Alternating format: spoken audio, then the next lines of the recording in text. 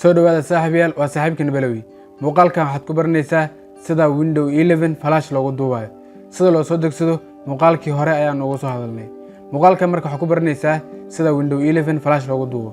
marka hore waxa laga rabaa flash gaarayo 6GB ama wax ka badan marka aad soo qaadato flashka waxaad soo gelinaysaa computerkaaga hadda flashkan waa ujeedaa 14GB waay laakiin 16 waay waxaad gelaysaa Google Chrome-ka waxaad la soo degaysaa application-ka lagu duubi lahaa Windows-ga oo lagu magacaabo Rufus ayaa la soo degaysaa search bar-ka ayaa waxaad ku qoraysaa Rufus inta leedahay sidoo kale linkiga description-ka ayaa idin soo dhigi doona ee YouTube-ka waa kan Rufus application-ka marka aad soo gasho website-kiisa oo soo soco application-ka sidan ayuu muuqan doonaa marka uu dhamaado sidan ayuu ku soo qori doonaa ready download Rufus halkan aad ka degsinaysaa version-dan oo leeyahay version-kan ugu dambeeyay ayaan rabaa version-kaas 3.18 ayaa ku dhufanaya waa kan application-ka marka waxa waaye 1.32 MB waay isla markiiba waa degaya start download leedahay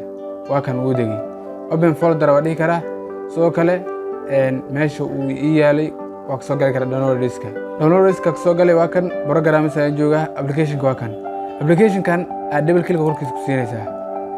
kadib yes ku soo bixi yes taabo u ogolo application-ka inuu access gareeyo computer-kaaga waa kan application-ka waa soo kacay waa iga xirar waxa uu soo qabanayaa marka hore USB hadii uu ku jiro waa kan 16GB waay hadii uu cajalad aad isticmaalaysid cajalad ay halkan ku soo qabanayso select ka leedahay marka halkan ka dooro waxaad soo dooranaysaa Windows-ga soo dejinaynay ayaa soo dooranaysaa download-ka noogu jira waa kan Windows-ga waxa waaye ISO file waay hadii zip ku xiran yahay zip-ka ka fur right click dheh extract file leh kadib halkan ayaa ku keenaya open dheh waa kan waxa waaye Windows halkan ayaa soo galay qaybtan partition-ka GBT ma computer-kaaga ama MBR waay labadan mid ka waay waxaad ka fiirinaysaa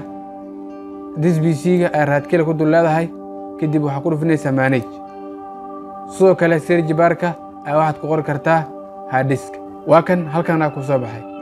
disk manager ku dhufo kadib labada meel disk 0 disk 1 mid ka right click ku dul leh kadib ka dooro properties volume ku dhufo waa kan computer-kaaga partition-kiisa hadda computer-kan waa GBT MBR ma ahan halkan ayaa waxaan ka dhigayaa marka GBT magaca volume-ka aad u bixinayso marka Windows la duubo flash magaca u bixinayd ku qor halkan Windows 11 ayaa u bixinaya kadib start ayaan leeyahay flash-kan xogti ku jirtay waa laga tiri doonaa lagu dhahay yes leeyahay marka okay kadib waxa lagu bilaabayaa in flash-ka lagu duubo waxaad daqiiqada ay sugaysaa kadib saa dhamaanayo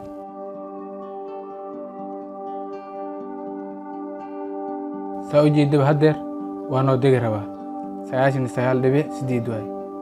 99.9 boqolkiiba boqol oo tagaya waxay ka dhiman waa kan boqolkiiba boqol waxay sugaysa marka finishing please wait waa kan ready marka uu ku soo qoro waa ku dhamaaday kaloo salada marka fiiri waxaad tagaysaa flashka waa kan sida xog ku jirta ama loo maleynaya sida Windows ku duwan yahay looma maleynayo marka flashka bixi hal mar marka soo geli waa kan flashka hadda waa kan marka uu sida noqdo Windows-ga si fiican ayuu u duwan yahay